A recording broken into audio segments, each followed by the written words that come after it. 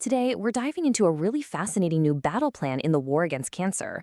We're looking at a groundbreaking study that figured out a way to unmask a particularly sneaky form of breast cancer and then, get this, unleash our body's own assassins to take it out.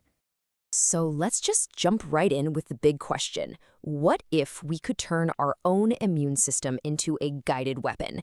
Instead of just carpet bombing the body with chemo, what if we could specifically paint a target on cancer cells and just let our natural defenses do the rest? That's the core idea we're going to unpack today. All right, first up, let's meet the villain of our story. We're talking about a type of breast cancer that's earned a reputation for being one of the absolute toughest to fight, triple-negative breast cancer, or TNBC for short. So what is TNBC exactly? Well, it's really defined by what it's missing. When doctors test this cancer, it comes up negative for the three most common receptors. You can think of these as docking stations or even gas pedals that fuel a cancer's growth. And because it doesn't have these usual targets, well, that presents a huge challenge in the clinic. And this right here really gets to the heart of the problem. You see, a lot of modern cancer treatments are incredibly smart. They're designed like a specific key that fits into the locks on those ER, PR, or HER2 receptors. But TNBC doesn't have these locks. It's kind of like a blank slate, which means all those targeted keys, those really effective therapies, are basically useless. It forces doctors to fall back on more general and often much harsher treatments. But not having targets for therapy is only half the battle. This cancer also has a clever way of dodging our body's own internal police force, our immune system. Turns out, it's got a pretty slick disguise. Inside all of us, we have these absolutely incredible cells patrolling our bodies called natural killer cells, or NK cells. Their whole job is to seek and destroy rogue cells, like cancer cells, before they can do any real harm. They are, literally, the elite special forces of our immune system. So how do these NK cells know who's a friend and who's a foe? Well, our healthy cells are constantly showing a kind of friendly ID card on their surface. It's called MHC class I. When an NK cell sees this, it knows everything's cool and moves on. But here's the cancer's dirty trick. These TNBC cells have learned to just crank up the production of that same friendly ID, basically wearing an invisibility cloak that lets them hide in plain sight from our NK cell assassins. But even the most well-disguised villain usually has a weakness, a little tell, and in this case, scientists went hunting for a unique marker that these TNBC cells just couldn't hide. And bingo, they found one. It's a protein called CD147. What the researchers in this study figured out is that while, this protein is on other cells, it is consistently and heavily overexpressed on the surface of these TNBC cells. It's basically waving a giant flag saying, I'm the bad guy. So here's the takeaway. If that friendly ID is the cancer's shield, then this protein, CD147, is the chink in its armor. It's a reliable, consistent target that our therapies can finally be aimed at. It's a way to finally tell the cancer cell apart from its healthy neighbors. Okay, so we've got a target. The next step?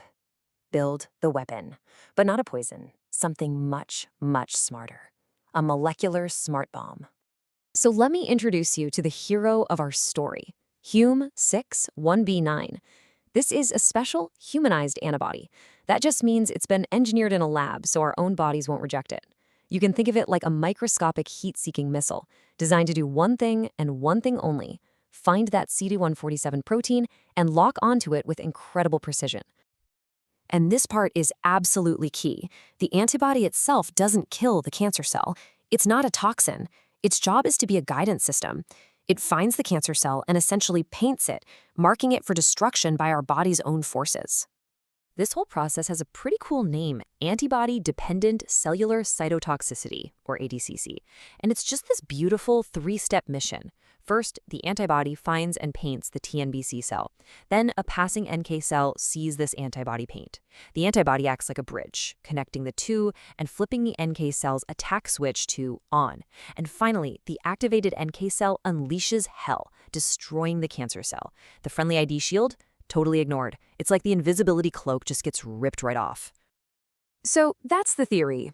I mean, it's a brilliant strategy on paper, but science lives and dies by the data. The real question is, did this antibody assassin actually work when they put it through its paces? This is the million-dollar question, right? It's one thing to have a great idea, it's a whole other thing to prove it in the lab. So let's dig into the evidence. Okay, first up, stickiness. How tightly does this antibody actually grab onto the cancer cell? You want a bond that's like molecular superglue. The measurement for that came in at 4.523 nanomole. Now, that unit might not mean much to you, but in the world of molecular biology, that is an incredibly tight and specific bond. It means when this antibody finds its target, it latches on, and it does not let go. Next, they took things up a notch, moving from flat petri dishes to more realistic 3D models.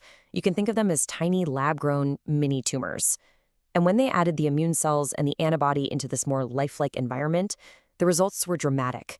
The cancer clusters just started dying off. A lot. It was clear the antibody was guiding the immune cells to do their job and do it well. And this chart, wow, this is the real kicker. On the left, you see what happens when you throw NK cells alone at these cancer cells. They can only kill about 10% of them. These cancer cells were highly resistant. But on the right, when they added our special antibody into the mix, boom, the kill rate jumps fivefold, all the way to 50%. This proves the antibody isn't just helping, it's actively tearing down the cancer's defenses. So it works. It's effective. But there's one more critical question that had to be answered before this could be seen as a truly promising therapy. Is it safe? Now, there was one critical safety check they had to perform. You see, that target protein, CD147, can sometimes play a role in helping cancer spread. So there was this big worry. What if our antibody, by grabbing onto CD147, accidentally hits the gas pedal on metastasis? Well, they ran specific tests to check for exactly that, and the results were a huge relief. The antibody did not cause the cancer cells to become more migratory or invasive. It's a killer, not an accelerant. I mean, the study's own conclusion just says it all, powerfully and concisely. This antibody overcomes the cancer's defenses, it selectively kills the target cells, and it does all of this without making the cancer more likely to spread. That is the trifecta you hope for in any next-generation cancer therapy. And that brings us to our final thought. This study provides powerful proof for a really elegant idea. Instead of relying on brute force, we can use these kinds of molecular guides to paint cancer cells, making them impossible to miss for our own immune system. So the question to leave you with is this.